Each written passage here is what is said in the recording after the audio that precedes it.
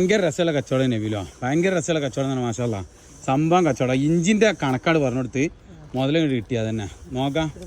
ചെറിയ കായ്ക്ക് ചെറിയ എല്ലാരും കൊടുത്തു എന്താ നിങ്ങള് 5300 രൂപയാണ് കൊടുത്ത്. എന്താ പാട്? നല്ല സെറ്റല്ല മാഷാ അല്ലാ. ഈ അടിമുറി നമുക്ക് മാറ്റി വെച്ചാൽ ബാക്കിയാണ്ട് കയറുന്ന സാധനം ഉണ്ടാവില്ല. 1 2 പൊന്നാനി കൊണ്ടുള്ളതാണ്.